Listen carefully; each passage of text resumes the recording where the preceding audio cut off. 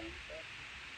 और इससे पहले कार्यक्रम शुरू हो, शैल्या माता जी का हरे कृष्ण महामंत्र के द्वारा सभी अनम्यूट करके प्लीज स्वागत करेंगे। हरे कृष्णा कृष्णा कृष्णा हरे हरे, हरे राम राम राम हरे हरे। प्रभु जी ने शेयर किया है क्या? मुझे शेयर करना है स्क्रीन। तो आपको गौतम प्रभु जी शेयर कर देंगे? नहीं, मैं शेयर कर रही हूँ। दिखाई दे रहा है प्रभु जी? एक मिनट। हाँ, दिखाई दे रहा है। ठीक है, आप कर रहे हैं शेयर। ठीक है प्रभु।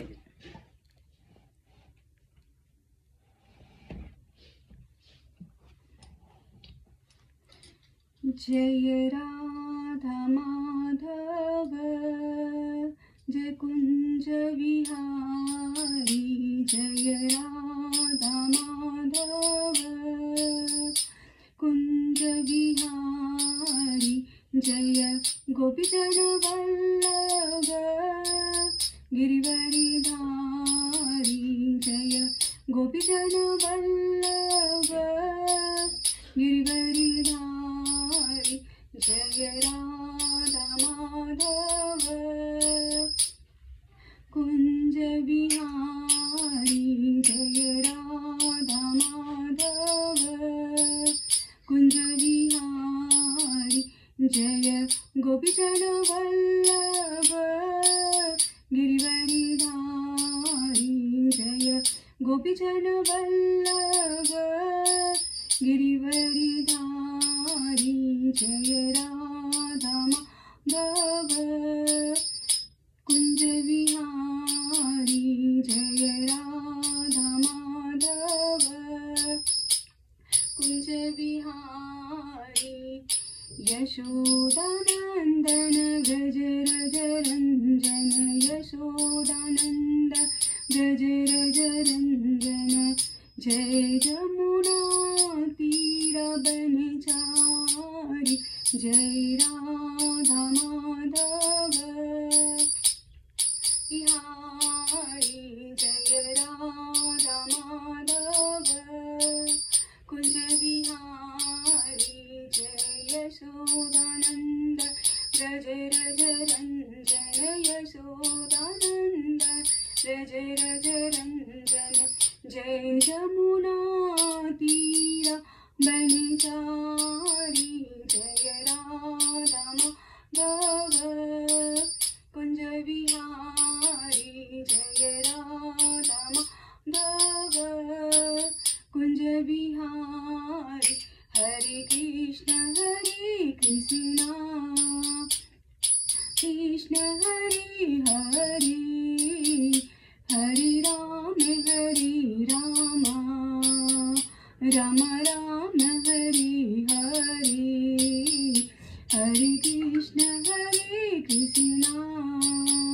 कृष्ण कृष्ण हरे हरे, हरे राम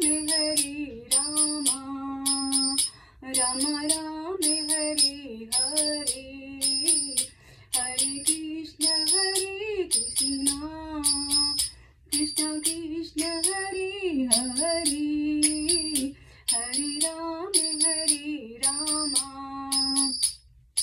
राम हरे हरे, जय राधा पार्वती गौरनिताय, सीताराम लक्ष्मण हनुमान की जय, जय जगन्नाथ सुभद्रा बलराम, सीताराम लक्ष्मण हनुमान जी की जय, जय लक्ष्मी नरसिंह जय प्रहलाद महाराज, जय जय प्रभुपाद जय जय प्रभुपाद की जय। ओम अज्ञानतिमिरान्धस्य ज्ञानाञ्जनशलाकया चक्षुरुन्मीलितं येन तस्मै श्रीगुरुवे नमः। श्रीचैतन्यमनोभीष्टं स्थापितं येन भूतले स्वयं रूप कदा मह्यं ददाति सप्तकान्तिकं।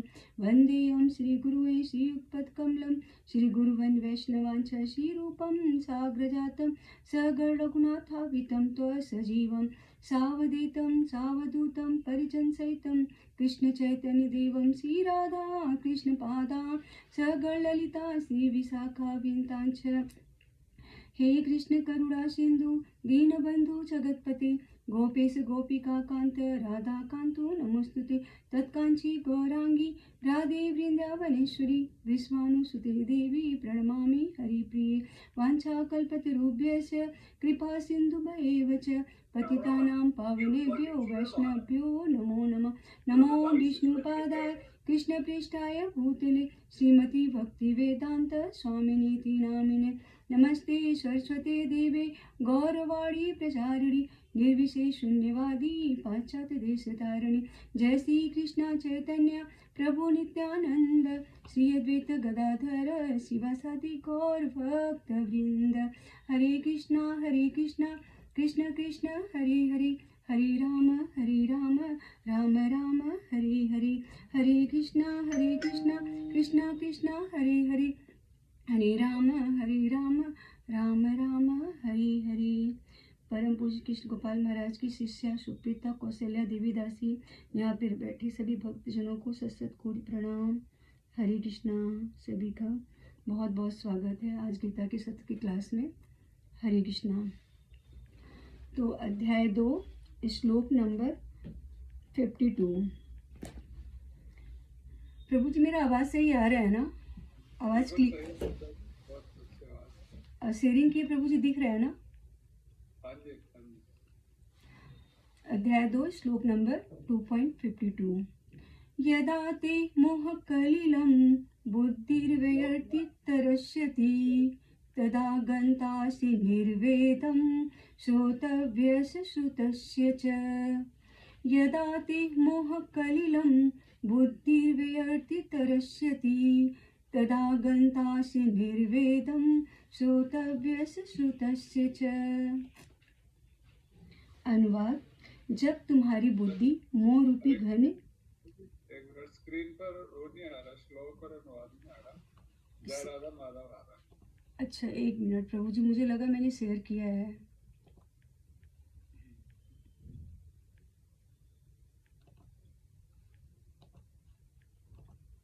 अब आ रहा है प्रभु जी? अभी नहीं आया, अब आ गया। अब अनुवाद आ रहा। श्लोक हमने पढ़ लिया है। हाँ, एक बार और पढ़ लेते। यदा ते मोहकलिलं बुद्धिर्व्यर्ति तरस्यति तदा गन्तासि निर्वेदं श्रोतव्यस्य श्रुतस्य च। अनुवाद। जब तुम्हारी बुद्धि मोह रूपी सघन वन को पार कर जाएगी तब तुम सुने हुए तथा सुनने योग्य सबके प्रति अन्यमनस्क हो जाओगे। तो यहाँ पे भगवान बता रहे हैं कि जब तुम्हारी बुद्धि मोह रूपी सघन वन को पार कर जाएगी, एक ऐसा घना जंगल है जहाँ पे बहुत बड़े बड़े विशाल वृक्ष हैं, इतना घना है कि दिन में भी सूर्य की रोशनी वहाँ पे नहीं पहुँच पा रही है। अगर वहाँ पे ऐसे जगह कोई मनुष्य यदि फंस जाए तो वहाँ से निकलना बहुत मुश्किल हो जाएगा। उसको पता ही नहीं कि रास्ता किधर से है, मुझे किधर से जाए, किस डायरेक्शन से जाए। तो इसी तरह जब मनुष्य सकाम कर्म करता है, सकाम कर्म करते करते चला जाता है और उसको नहीं समझ में आता कि मैं कहाँ जा रहा हूँ, तो भगवान यहाँ बता रहे कि हे अर्जुन, जब तुम्हारी बुद्धि मोह रूपी सघन वन, मतलब जो जंगल है, घना जंगल, हो किसका जंगल है? मोह का जंगल है। तो मोह रूपी जो जंगल है, तुम इसको पार कर जाओगे तो तुम बंधन से मुक्त हो जाओगे। तो क्या होगा? आप सुने हुए तथा सुनने योग्य के प्रति अनमनस्क हो जाओगे। तो यहाँ प्रभुपाद जी अनमनस्क का यूज किया है। तो अनमनस्क माने क्या होता है? उदासीन, बेमन। जैसे हम कोई कार्य करते हैं तो हमारे कार्य को कुछ लोग बहुत प्रशंसा करते हैं कि आप ये कार्य कर रहे हो, बहुत अच्छा कर रहे हो, तो पॉजिटिव रिजेक्ट देते हैं। और वही कार्य कुछ लोग ऐसे भी होते हैं जो कार्य करते हैं, बोलते हैं ये काम अच्छा नहीं कर रही है, तो नेगेटिव रिजेक्ट देते हैं। और कुछ लोग ऐसे भी होते हैं जो हम काम करें उससे कोई मतलब नहीं, चाहे अच्छा करे चाहे बुरा मरे, उससे कोई मतलब। तो क्या है? वो अनमनस्क है, जिसको इंटरेस्ट ना हो। तो जो सघन वन है मोह का वन है। तो जीवात्मा के अंदर मोह प्रकट कैसे होता है? जब हम अपनी इंद्रियों को, अपनी बुद्धि को अपनी इंद्रिय तृप्ति के लिए यूज करते हैं तो क्या होता है? मोह प्रकट होता है। और इंद्रिय तृप्ति का स्वभाव है बुद्धि के सामने मोह उत्पन्न कर देता है। तो जो मोह लगता है, मोह होता है, उसको ये नहीं पता कि हम जो कार्य कर रहे हैं अच्छा कर रहे हैं कि बुरा कर रहे हैं, क्या सही है क्या गलत है, वो उसको नहीं समझ में आता है। मोह के कारण जो कर रहे हैं उसको लगता है बहुत अच्छा कर रहे हैं। तो हमारे पास चॉइस होती है, चॉइस होती है कि हम अपनी इंद्री को, हम अपनी बुद्धि को भगवान की सेवा में लगाएं कि अपनी इंद्रिय तृप्ति के लिए लगाएं। तो हम उसी क्षण एक डिसीजन ले सकते हैं कि हमें अपनी इंद्रियों को, अपनी बुद्धि को भगवान की सेवा में लगाना है, अपनी इंद्रियों को भगवान की सेवा की ओर मुझे मोड़ना है। तो यहाँ पे अनुवाद में प्रभुपाद जी बता रहे हैं कि भगवत भक्तों के जीवन में ऐसे अनेक उदाहरण प्राप्त हैं जिन्हें भगवत भक्ति के कारण वैदिक कर्मकांड से विरक्ति हो गई है। तो ये वैदिक कर्मकांड क्या है? ये भी वेद का एक पार्ट है, एक सेक्शन है जिसको बोलते हैं कर्मकांड। तो आप लोग ने भी सुना होगा कि अलग अलग यज्ञ बताए गए हैं, अलग अलग भौतिक सुख की प्राप्ति के लिए हम अलग अलग यज्ञ करते हैं। जैसे पुत्र की प्राप्ति नहीं हो रही है तो हम ये यज्ञ कर ले, मुझे पुत्र की प्राप्ति हो जाएगी। अगर मुझे धन की प्राप्ति नहीं हो रही तो ये यज्ञ कर ले, धन की प्राप्ति हो जाएगी। और मान प्रतिष्ठा नहीं मिला तो ये यज्ञ कर ले, मान प्रतिष्ठा मिल जाए। तो अपने सुख के लिए जो अलग अलग यज्ञ बताया गया है, तो आज के डेट में तो शुद्ध जो यज्ञ को सिद्ध करना बहुत ही मुश्किल है, क्योंकि न तो योग्य ब्राह्मण है न तो शुद्ध समान है कि हम उस तरह यज्ञ कर पाएँ। तो आज कलयुग का तो एक ही यज्ञ है, हरे कृष्ण कृष्ण कृष्ण हरे हरे, हरे राम राम राम हरे हरे। इस यज्ञ से हमें सब कुछ प्राप्त हो जाएगी और हमें भगवान की प्राप्ति भी हो जाएगी। अगर हम इस यज्ञ को जान जाएंगे तो हमें सब कुछ मिल जाएगा। तो भौतिक सुख की प्राप्ति के लिए जो अलग अलग यज्ञ बताए गए हैं, जैसे संसार में भोग, पति पत्नी का भोग, धन का भोग, घर का भोग, स्वर्ग की प्राप्ति का भोग, जो अलग अलग भोग हैं, ये क्या है? एक घना जंगल है। जो शास्त्र में लिखा है उसे भी प्रभावित ना हो, वे कब होगा? जब हमारी बुद्धि भगवान की दिव्य सेवा में लगा हो, जब मनुष्य श्री कृष्ण की तथा उनके साथ अपने संबंध को वास्तविक रूप से समझ लेता है तो क्या होता है? यहाँ पे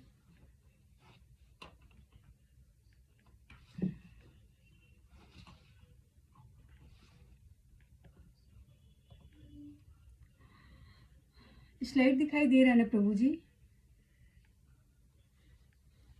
भक्त परंपरा के महान भक्त तथा आचार्य श्री माधवेंद्रपुरी का कहना है कि संध्या वंदन भद्रमस्तु भवतो, भो स्नानं तोभ्यं नमो, भो देवा पितरस्तर्पण विधो, नाहं क्षम्यताम्, यत्र क्वापि निषिदय यादव, कुलोक्तं सस्य कंस्वद्विष, स्मारं मघं हरामि, तदिलं मन्ये किमन्येन मे।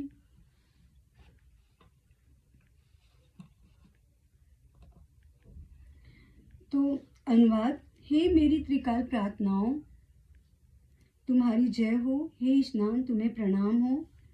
तो यहाँ पे जो त्रिकाल के बारे में बताया गया, 3 तरह की स्नान बताए गए हैं, प्रातः, मध्य और संध्या स्नान। तो यहाँ पे हे त्रिकाल, जो 3 प्रकार के स्नान है, मैं आपको प्रणाम करता हूँ। और हे स्नान मतलब अलग अलग तीर्थ स्थानों पे जो स्नान करते हैं, मैं आपको प्रणाम करता हूँ। हे देव पितृगण यानी हमारे पितर यानी पूर्वज, फोरफादर, मैं आपको प्रणाम करता हूँ। मैं अब सक्षम नहीं हूँ, आपको तर्पण देने में मैं असमर्थ हूँ, तो कृपया मुझे क्षमा करें। इस तरह यादव कुलवंशी के कंस के हंता मतलब कंस को मारने वाले श्री कृष्ण का ही मैं स्मरण करता हूँ और मैं पापों को नाश करता हूँ। यही मेरे लिए पर्याप्त है। मुझे और किसी चीज की आवश्यकता नहीं है।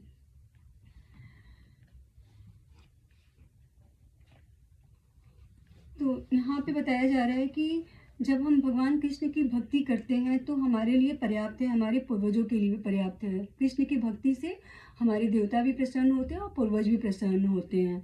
तो प्रेम भक्ति चंद्रिका में लिखा गया है कि यदि हम देवता का पूजा करते हैं, अगर हम देवता की पूजा को छोड़कर श्री कृष्ण की पूजा में लग जाते हैं, कृष्ण की पूजा करने लगते हैं, तो देवता भी प्रसन्न होते हैं, पूर्वज भी प्रसन्न होते हैं और हम स्वयं प्रसन्न होते हैं। हमें सिर्फ श्री कृष्ण की सेवा करनी चाहिए और पूर्ण रूप से कृष्ण को सरेंडर हो जाना चाहिए।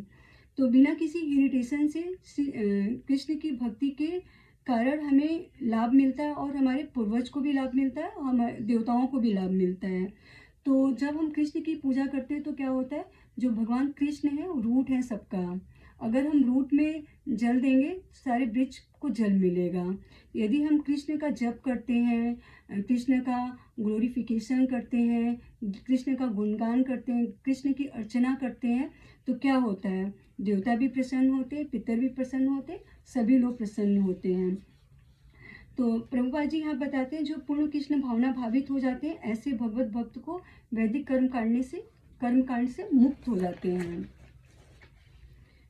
वैदिक रस्में तथा अनुष्ठान तथा त्रिकाल संध्या, प्रातःकालीन स्नान, पित्त दर्पण आदि नवदीक्षितों के लिए अनिवार्य है। तो यहाँ प्रभुपाद जी बता रहे कि नवदीक्षित मतलब जो अभी अभी भक्ति में अग्रसर हो रहे हैं, भक्ति में आगे बढ़ रहे हैं, उनके लिए ये सब रीति रिवाज करना जरूरी है। जैसे पितरों का तर्पण देना, स्नान, ये सब करना उनके लिए ज़रूरी है। ये किसके लिए ज़रूरी नहीं है, जो 24 घंटा कृष्ण भावना भावित है और कृष्ण की भक्ति में लगे हुए हैं और उनके लिए और कुछ नहीं है, सिर्फ कृष्ण की भक्ति है। सुबह से ले जाता है बस कृष्ण है, कृष्ण की भक्ति है, कृष्ण की सेवा है, गुरु की सेवा, और उनके लिए कुछ नहीं है। जैसे माधवेंद्रपुरी, जैसे सन्यासी, इन लोगों के लिए है, उन लोगों को ये सब करने की कोई आवश्यकता नहीं जो पूर्णतः कृष्ण भावना भावित है।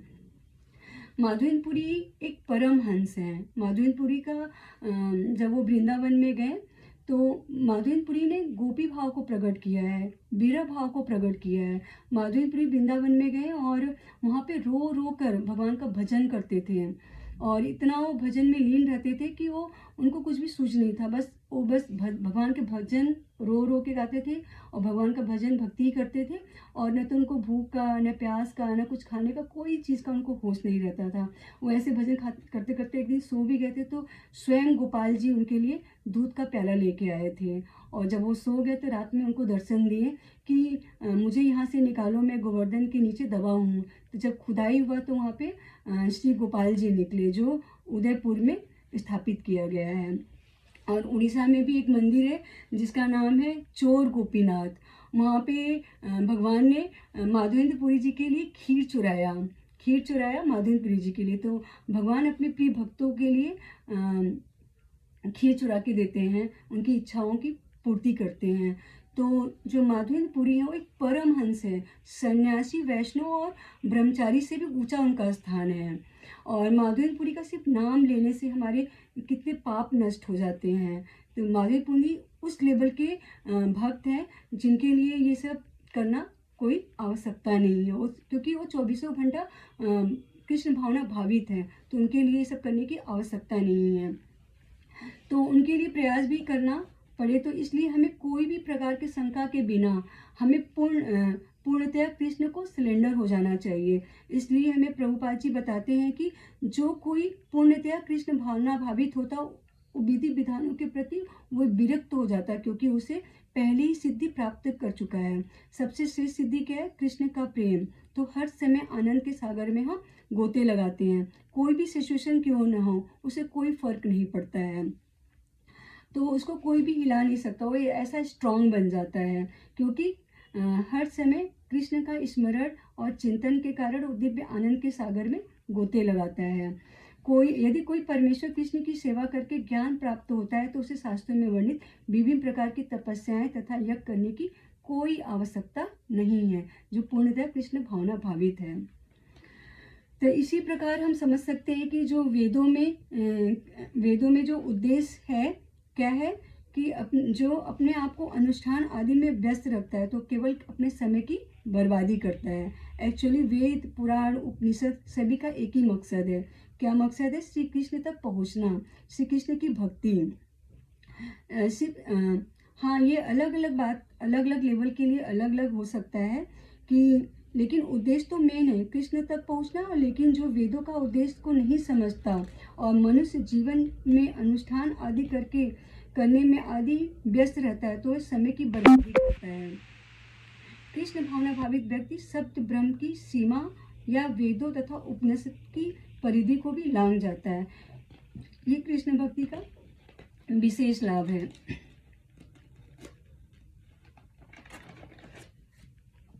इसलिए हमें पूर्णतया कृष्ण भावना भावित होकर कृष्ण की सेवा में लगे रहना चाहिए। 24 घंटा हमारे मन में कृष्ण का मनन चिंतन होना चाहिए और हमेशा प्रयास करना चाहिए, हमेशा ऐसा प्रयत्न करना चाहिए कि कृष्ण हमें बुद्धि दे और हम भक्तों की संगति करें, शुद्ध भक्तों की संगति करें, प्रामाणिक गुरु के शरणागत रहें और उनकी आज्ञा का पालन करें और कृष्ण के ज़्यादा हम प्रेम को प्राप्त कर सकें। तो इस श्लोक का सारांश यही निकलता है कि हमारी बुद्धि जब भक्ति करते हुए मोह सघन को पार कर जाएगी तो हम कर्म कांड से मुक्त हो जाएंगे और पूर्णतः हम भक्ति में लग जाएंगे, हमें कृष्ण की भक्ति प्राप्त हो जाएगी।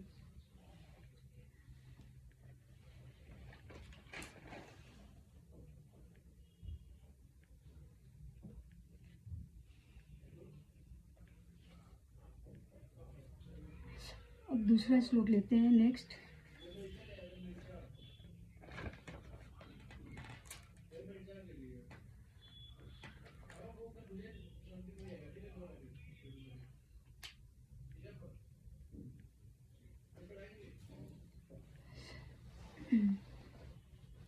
अच्छा, हाँ, इसमें एक चीज़ ये भी है कि जो शुद्ध भक्त होते हैं ना, शुद्ध भक्ति में इतने वो तीव्र हो जाते हैं कि जो शुद्ध भक्ति होती है ना, तो जो सिद्धियाँ होती हैं उनके दरवाजे पे खड़ी होती हैं और सिद्धियाँ बोलती हैं कि ये शुद्ध भक्त हैं, आप मेरा यूज करो, मेरा प्रयोग करो। लेकिन जो शुद्ध भक्त होता है वो बोलता है ये सिद्धियाँ आप यहाँ से चले जाइए, मैं कृष्ण भावना में, कृष्ण की भक्ति में लगा हूँ और मुझे कृष्ण की भक्ति करने दो, मुझे ये सब सिद्धियाँ नहीं चाहिए। अगर उनको ये सब सिद्धियाँ मिल जाए, ऐश्वर्य मिल जाएगा तो क्या करेंगे, उसी सिद्धियों में वो डूबे रहेंगे और फिर कृष्ण की भक्ति नहीं कर पाएंगे।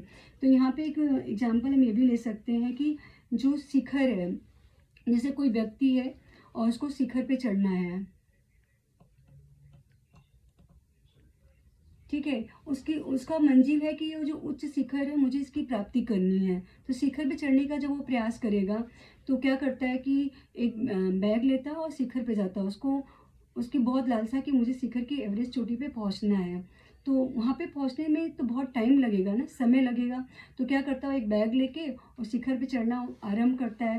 तो जैसे ही शिखर पे चढ़ना वो आरंभ करता है तो क्या होता है कि कुछ देर चलता है तो जब रास्ते में चलता है तो क्या मिलता है उसको, मुक्ता मणि मिल जाता है। कहता अरे वाह, मणि देख के बहुत खुश होता है, कहता अरे वाह मणि मिल गया। तो क्या करता है, मणि को उठाता है और बैग में डाल लेता है। फिर वो धीरे धीरे आगे चलना प्रारंभ करता है। जैसे फिर वो आगे चलता है तो क्या उसको स्वर्ण मिलता है, तो और भी खुश होता है, अरे स्वर्ण मिल गया। स्वर्ण को भी उठाता है, बैग में डाल देता है। फिर वो आगे चलना प्रारंभ करता है। जैसे आगे चलता है फिर उसको हीरे मिलते हैं, तो हीरे को भी उठाता है, बैग में डाल देता है। फिर वो आगे चलना प्रारंभ करता है तो क्या मिलते हैं उसको, जवाहरात मिलता है, उसको भी उठाता है बैग में और छोटी छोटी चीज़ों को मिलता जा रहा है, वो बहुत खुश होता जा रहा है। फिर वो आगे चलता है तो क्या मिलता है उसको, चांदी मिलता है, तो बहुत खुश होता है, अरे वाह यहाँ तो चांदी मिल गया। चांदी उठाया, बैग में डाल दिया।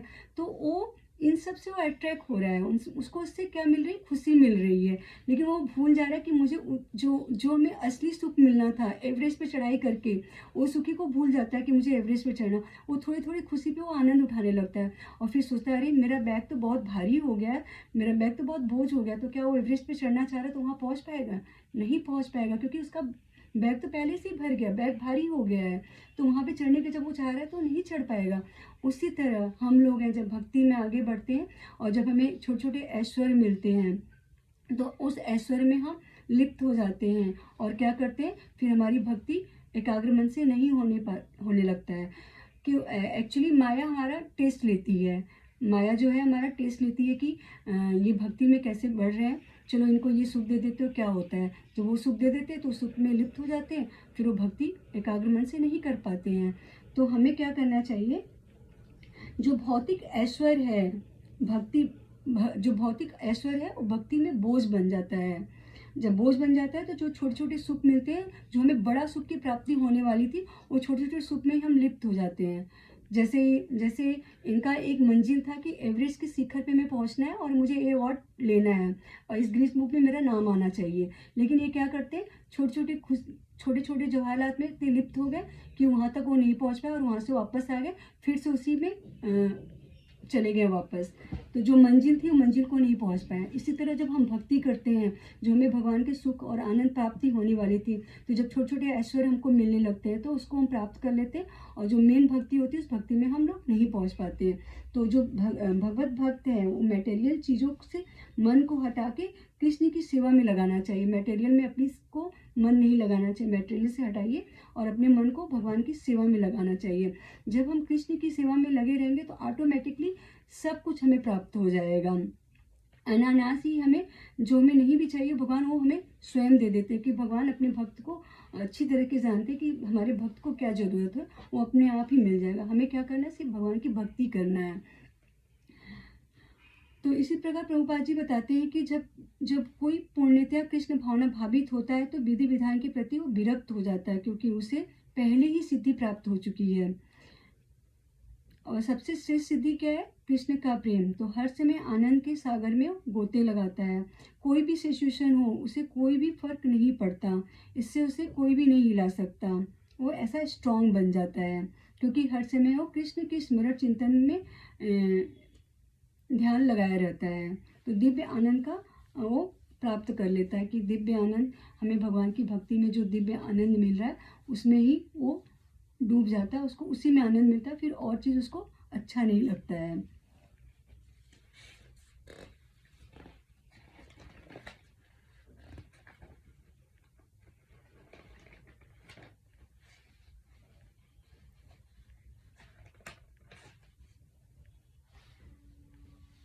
दूसरा श्लोक लेते हैं।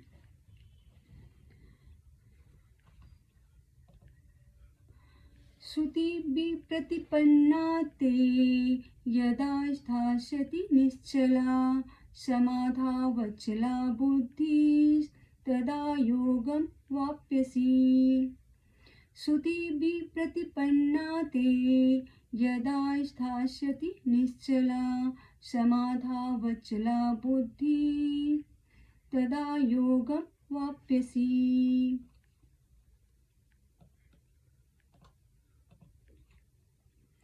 जब तुम्हारी बुद्धि, जो पहले वेदों की अलंकारी भावों में से भ्रमित थी, आत्म साक्षात्कार की समाधि कृष्ण भावनामृत में स्थिर हो जाएगी, तब तुम पूर्ण योग दिव्य चेतना को प्राप्त कर लोगे। प्रभुपाद जी का कहते हैं, जब तुम्हारा मन वेदों की अलंकारमयी भाषा से विचलित न हो और आत्म साक्षात्कार की समाधि में स्थिर हो जाए, तब तुम्हें दिव्य चेतना प्राप्त हो जाएगी।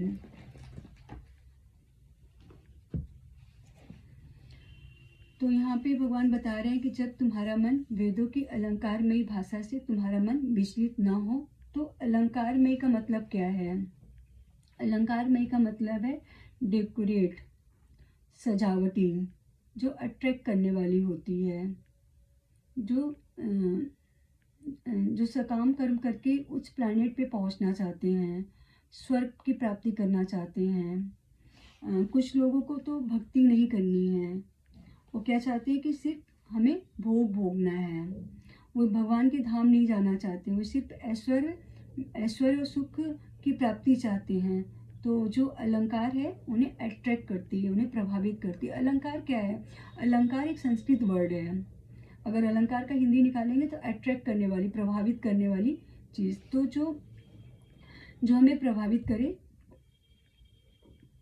तो जब अर्जुन, भगवान कृष्ण यहाँ बोल रहे हैं कि हे अर्जुन, जब तुम्हारा मन दिव्य चेतना को प्राप्त हो जाएगी, तब तुम्हारा मन बुद्धि वेदों की अलंकारमयी भाषा से विचलित नहीं होगा, तो तुम समाधि को प्राप्त हो जाओगे। तो जो बैकुंठ पद है, कलेश रहित पद है, वो कैसे प्राप्त कर सकते हैं? जब कोई व्यक्ति मोह रूपी दलदल को पार कर जाएगी, किस अवस्था में? जो भी सुना हुआ है या सुनने योग्य है उसके प्रति उदासीन हो जाता है, यानी एक प्रकार से वो कृष्ण भावना भावित व्यक्ति इस संसार में कभी भी शुभ अशुभ कर्मों में लिप्त नहीं होगा, उससे वो प्रभावित नहीं होगा। भगवान यहाँ पे स्पष्ट कर रहे हैं कि श्रुति विप्रतिपन्ना थे, यानी नाना प्रकार के शास्त्रों मतों में दिए गए हैं। तो शास्त्र में जो दिए गए हैं उसके बारे में बताया जा रहा है कि जो समाधि में स्थिर होना, तो इसका मतलब क्या है? मतलब है कृष्ण के अकॉर्डिंग काम करना, जो कृष्ण चाहते हैं उसके अकॉर्डिंग काम करना और कृष्ण भावना भावित होना। दीप कॉन्सिनेंस मतलब आत्म साक्षात्कार के बारे में पता चल जाए। समाधि में तुम्हारा मन स्थिर हो जाएगा। समाधि का मतलब क्या है? समाधि का मतलब है कि जब हम आंखें, ये नहीं कि हम आंखें बंद करके मेडिटेशन कर रहे हैं और योग मुद्रा में बैठे हैं और अनुलोम विलोम प्राणायाम योग निद्रा ये सब करें। समाधि का मतलब ये नहीं है। समाधि का मतलब ये है कि जब हम अपनी चेतना को भगवान से जोड़ कर रखें और हर कार्य करना कृष्ण की प्रसन्नता के लिए है। जैसे हम जो भी कर्म करते हैं उससे कृष्ण के लिए करें और इस संसार के प्रति हमारी आसक्ति खत्म हो, और खत्म करना और भगवान के प्रति आसक्ति को बढ़ाना है। जब यह अंतर होगा तब हम दिव्य चेतना को प्राप्त हो जाएंगे। अपने मन को भगवान के चरणों में स्थिर करना होगा तो हम दिव्य चेतना को प्राप्त हो जाएंगे। तो दिव्य चेतना दिव्य चेतना जब हमें प्राप्त हो जाएगी तो हम समाधि में स्थिर हो जाएंगे। तो यहाँ पे एक एग्जाम्पल से समझ सकते हैं। सुखदेव जी, सुखदेव जी कौन है? सुखदेव जी व्यास जी के पुत्र हैं जो 16 वर्ष के हैं, और वो भ्रमण करते हुए परीक्षित महाराज के यहाँ पे गंगा नदी के किनारे आए हैं।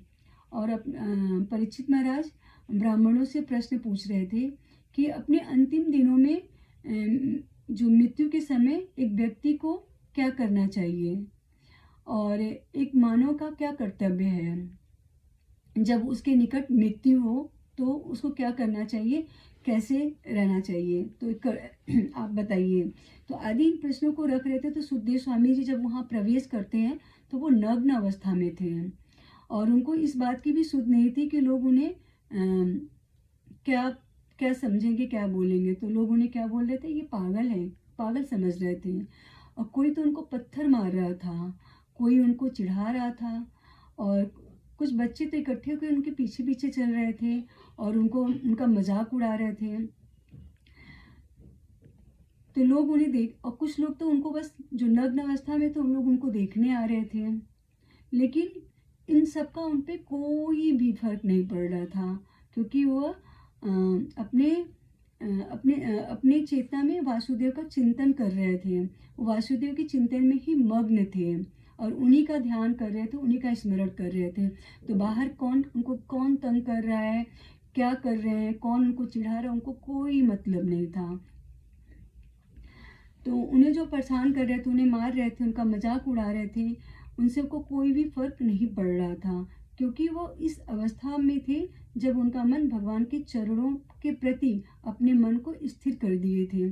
फिर बाहर का व्यवधान उन पर प्रभाव नहीं डाल सकती। ऐसी स्थिति में एक व्यक्ति को दिव्य चेतना प्राप्त हो जाती है। तो सुखदेव जी से ये पता चलता है कि उनकी दिव्य चेतना कितना गहरा था कि बाहर के लोगों का उनके ऊपर कोई भी फर्क नहीं पड़ रहा था, क्योंकि अंतःकरण में अपने अंदर वो भगवान का वो चिंतन कर रहे थे।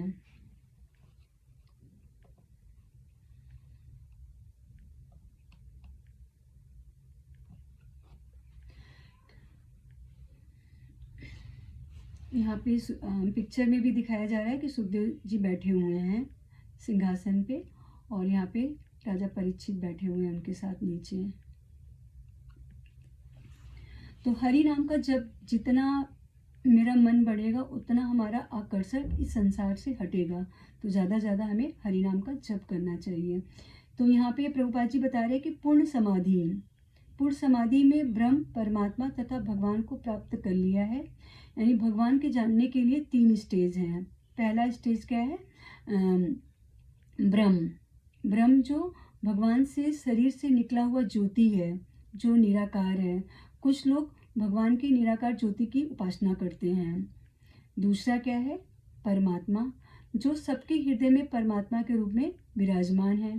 परमात्मा सब जीव के अंदर विराजमान है, चाहे कोई जानवर हो या कोई मनुष्य, सभी के अंदर परमात्मा विराजमान है, लेकिन ये भी अधूरा माना गया है।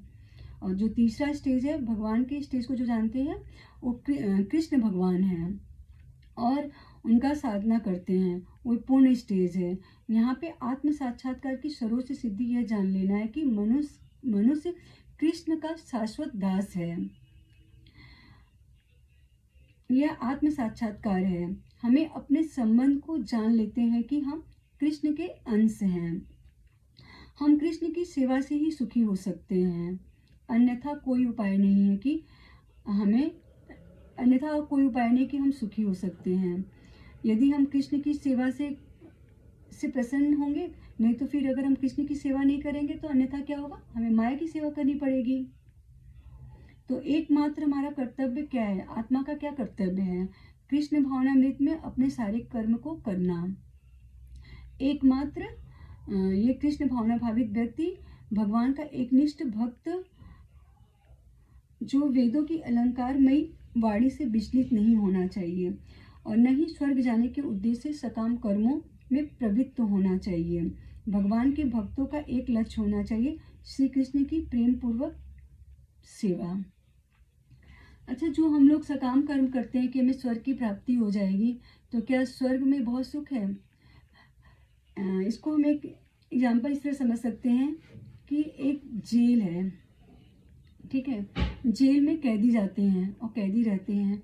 तो जो जेल होता है, इस प्रकार एक जेल है, इसमें दिखाया जा रहा है पिक्चर में, और थोड़ी सी जगह में बहुत ढेर सारे कैदी रहते हैं।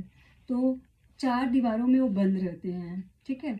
और क्या होता है कि जो 4 दीवारों में बंद होते हैं, जो कैदी होते हैं, वो अपने मन का कुछ नहीं कर सकते हैं, उनकी जो इच्छा वो नहीं कर सकते हैं। उनको 4 दीवारों में बंद कर दिया जाता है। जब उनको भूख लगेगी तब खाना नहीं मिलेगा, जब भूख नहीं रहेगा तब खाने को दिया जाएगा। खाना भी ऐसा रहेगा कि खाया नहीं जाएगा, और सोने के लिए बिस्तर नहीं रहेगा, पलंग नहीं रहेगा, ज़मीन पे ही सोना पड़ेगा। और जो सुख सुविधाएं, एसी, कूलर, पंखा, उन सब भी वहाँ पे उपलब्ध नहीं रहेंगे। ऐसे गर्मी में सोना पड़ेगा। तो 4 दीवारों में बंद होते हैं और एकदम कंजेस्टेड रहते हैं। लेकिन अगर उसी जेल में एक सेलिब्रिटी आ जाए, तो सेलिब्रिटी के लिए क्या होगा? सेलिब्रिटी के लिए एक हाई व्यवस्था दिया जाएगा। तो जो सेलिब्रिटी जब वहाँ पे आएगा तो उसको क्या दिया जाएगा? उसको एक अलग से रूम दिया जाएगा। इतने कंजेस्टेड में इतने कैदी को डाला गया, उसमें कम 1 या 2 लोग रहेंगे या सिर्फ वही सेलिब्रिटी ही रहेंगे। उनके लिए बिस्तर लगा होगा, उनके लिए एसी कूलर लगे होंगे, उनको मनोरंजन के लिए गैजेट दिए जाएंगे जिससे वो अपना मन कर सकें। लेकिन सारी सुविधा उनको खाने के लिए भी अच्छा मिलेगा, खाने के लिए भी उनसे डिफरेंट खाएंगे। लेकिन अगर देखा जाए तो जो साधारण कैदी है और जो सेलिब्रिटी कैदी है, दोनों में अंतर क्या है? दोनों में देखा जाए कोई अंतर नहीं है ना। वो अपनी इच्छा से बाहर नहीं जा सकते हैं, अपनी इच्छा से पैसा नहीं कमा सकते हैं, अपने मन का कहीं किसी से बात नहीं कर सकते हैं, अगर घूमना चाहे तो घूम नहीं सकते। रहेंगे तो 4 दीवारों के अंदर ही रहेंगे। इसी तरह जो धरती पे रहते हैं और जो हायर प्लैनेट पे रहते हैं, यानी स्वर्ग में रहते हैं, तो अगर वो कृष्ण की भक्ति नहीं कर रहे हैं, अगर वो आध्यात्मिक आकाश में प्रवेश नहीं कर रहे हैं, तो ऐसा स्वर्ग भी जो स्वर्ग है वो सुख नहीं देगा। क्योंकि जो स्वर्ग है वो भी टेम्परेरी है, स्वर्ग भी टेम्परेरी है। जब मनुष्य के पुण्य खत्म हो जाएंगे तो स्वर्ग उनसे छीन के जमीन धरती पे भेजा जाता है। स्वर्ग तब तक है जब तक उनके पुण्य हैं, जैसे पुण्य उनके समाप्त हो गए उनको वापस धरती पे ही भेजा जाएगा। तो आध्यात्मिक जगत में तो कोई दुख है ही नहीं, आध्यात्मिक जगत में कोई दुख नहीं है। भगवान के भक्त कभी भी अकेले नहीं होते हैं, भगवान के भक्त के साथ हमेशा भगवान के साथ रहते हैं। लेकिन जो जो सोचते हैं कि स्वर्ग में हमें सुख मिल रहा है, स्वर्ग में जा रहे हैं, तो स्वर्ग में तब तक रहेंगे जब तक उनके पुण्य है, जैसे पुण्य समाप्त होंगे वो ज़मीन पे धरती पे ही आ जाएंगे। तो हमें जो भक्त होते हैं वो स्वर्ग जाने का प्रयास नहीं करते हैं।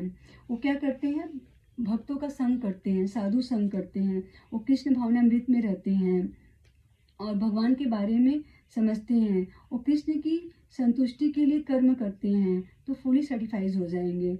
ब्रह्मा भी, देवता भी, सबको इस धरती पे आना पड़ता है। जब उनके पुण्य समाप्त होते तो सभी को इस धरती पे ढकेल दिया जाता है, तो धरती पे आना पड़ता है। लेकिन धरती पे आके भी हमें क्या करना है, कृष्ण की भक्ति करनी है, कृष्ण भावना भावित होनी है, संतों के संग करना है, तो तब वो परम सुख की प्राप्ति हो सकती है। बिना कृष्ण की भक्ति से वो परम सुख की प्राप्ति नहीं कर सकते हैं। जैसे वेद व्यास जी, शीला वेद व्यास जी ने क्या किया था, बहुत सारे वेदों की रचना किए थे, बहुत सारे उन्होंने ग्रंथ लिखा, फिर भी वो सर्टिफाइज नहीं, उनको संतुष्टि नहीं मिली। तो क्या किए हो, फिर से आए, जब उन्होंने इतने शास्त्र लिख लिए और वो संतुष्ट नहीं हुए, उनका मन दुखी था, तो आके वो फिर से योग साधना में बैठे और चिंतन करने लगे भगवान का। जब वो भगवान का चिंतन कर रहे थे और साधना में लगे थे, तो भगवान वो पूछ रहे थे, जब हमने इतने वेद लिख दिए तो हमें संतुष्टि क्यों नहीं मिल रही है, साधना में थे। तभी नारद जी प्रकट हुए। नारद जी आके बोले कि देखो वेद व्यास जी, आपने इतने ग्रंथ की तो रचना तो कर दी है, लेकिन आपने कृष्ण के बारे में तो कुछ भी नहीं लिखा, कृष्ण की कोई भी ग्लोरिफिकेशन नहीं, कृष्ण के भक्तों के बारे में आपने नहीं लिखा। तो आप श्रीमद् भागवतम लिखो, श्रीमद् भागवतम में लिखो, कृष्ण की भक्ति के बारे में लिखो, कृष्ण के बारे में लिखो, कृष्ण के भक्तों के बारे में लिखो, कृष्ण की लीलाओं में के बारे में लिखो। जब वेद व्यास जी ने श्रीमद् भागवतम लिखा तो फुल्ली सर्टिफाइज हो गए कि उसमें क्या लिखा, उसमें कृष्ण की जो स्टोरियाँ हैं, कृष्ण की भक्ति है, गोपियों के बारे में और राधा रानी के और कृष्ण के भक्तों के बारे में उन्होंने लिखा। तब जाके वेद व्यास जी को संतुष्टि मिला। तो जो महान महान ऋषि, महान ज्ञानी वेद व्यास जी को इतने शास्त्र में लिखने के बाद भी उनको संतुष्टि नहीं मिला, तो हम लोग तुच्छ इंसान बिना कृष्ण से दूर रह के, कृष्ण के बिना भक्ति से हम लोग कैसे सुखी रह सकते हैं, क्योंकि हम लोग भगवान कृष्ण के ही अंश हैं। तो कृष्ण भगवान के भक्तों के बारे में और भक्ति,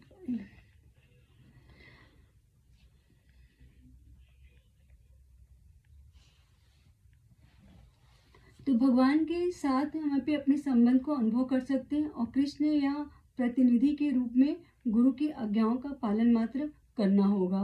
कृष्ण की भक्ति बहुत ही आसान है, कृष्ण का भक्ति करना बहुत ही ईजी है। भगवान की आज्ञाओं का पालन करते हैं, जो प्रमाणिक गुरु के पास जाते हैं। जब हम आपके पास गुरु नहीं है तो हम श्री कृष्ण से प्रार्थना करते हैं कि आप मुझे प्रमाणिक गुरु दीजिए, तब भगवान हमें अपने ही करुणावतार गुरु देते हैं और हमें गुरु के आज्ञा का पालन करते हैं। कृष्ण की कृपा से गुरु मिलते और गुरु की कृपा से कृष्ण मिलते हैं। जब गुरु मिल जाए तो गुरु की आज्ञाओं का पालन करना है और हमें कृष्ण मिल जाएंगे। तो जो कृष्ण भावना भावित होते हैं, कैसे, हाँ, हमें कृष्ण भावना भावित कैसे बनना चाहिए। हम शुरू से पढ़ रहे हैं कि हमें कृष्ण भावना भावित होना है, कृष्ण में मन लगाना है, कृष्ण की पूजा करनी, कृष्ण की अर्चना करनी, कृष्ण का ग्लोरिफिकेशन करना। लेकिन हमें कृष्ण भावना भावित बने कैसे हैं, तो प्रभुपाद जी ने बताया है ABCD। ए मतलब एसोसिएशन, हमें भक्तों का संग करना चाहिए, हमें ब्रह्मचारियों का, संतों का, सन्यासियों का संग करना चाहिए, जिससे हमें उनकी भक्ति मिले। बी फॉर मतलब भागवतम रीडिंग, भागवतम को पढ़ना, भगवत गीता को पढ़ना चाहिए, और सिर्फ पढ़ना ही नहीं चाहिए, गीता को पढ़ना, उसको दिल में उतारना है। और सी फॉर चैंटिंग, ज़्यादा हमें चैंटिंग करना है। और डी फॉर डाइट चार्ट, हमें सिर्फ भगवान का प्रसाद पाना है, भगवान का प्रसाद ही खाना है।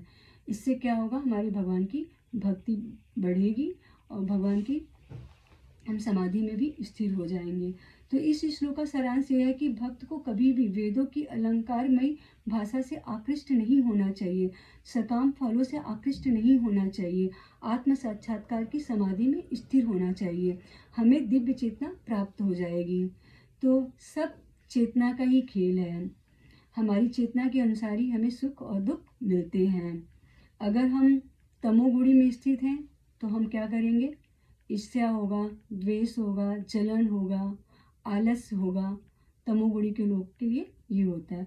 और जब हमारा मन रजोगुणी में होता है तो रजोगुणी वाले क्या करते हैं? रजोगुणी वाले सुख सुख चाहते हैं, ये ऐश्वर्य चाहते हैं कि ये भी मिल जाए हमको, ये भी मिल जाए, ये भी मिल जाए, ये भी मिल जाए। तो रजोगुणी में रहते हैं। और जो सतोगुणी होते हैं, वो हर तरह से संतुष्ट होते हैं, वो सेटिस्फाइज होते हैं। चलो मिल गया, प्रभु की इच्छा, नहीं मिला वो भी प्रभु की इच्छा। मिल गया तो भी खुश होते हैं, नहीं मिला तो भी खुश होते हैं। और उनका क्या क्वालिटी होता है? ब्रह्म मुहूर्त में उठते हैं, भगवान की पूजा करते हैं, भगवान की आराधना करते हैं, जप करते हैं। और उनका मन जो होता है स्थिर होता है, भगवान की भक्ति करते हैं, वो अपने मन दिव्य चेतना को प्राप्त कर लेते हैं।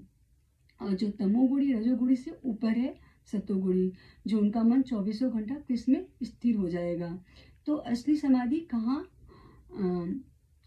तो वो असली समाधि को प्राप्त हो जाएगा जो ब्रह्म मुहूर्त में उठेगा, भगवान का जप करेगा, ज़्यादा से ज़्यादा जप करेगा और संतों का संग करेगा, गुरु की आज्ञाओं का पालन करेगा, तो उनको पूर्ण समाधि प्राप्त हो जाएगी और वो परमानेंट हैप्पीनेस हो जाएंगे और वो खुश हो जाएंगे।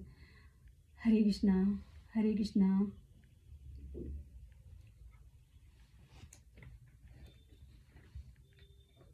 क्वेश्चन आंसर माता जी। हाँ, किसी को कोई प्रश्न हो तो पूछ सकते हैं। किसी का कोई क्वेश्चन है?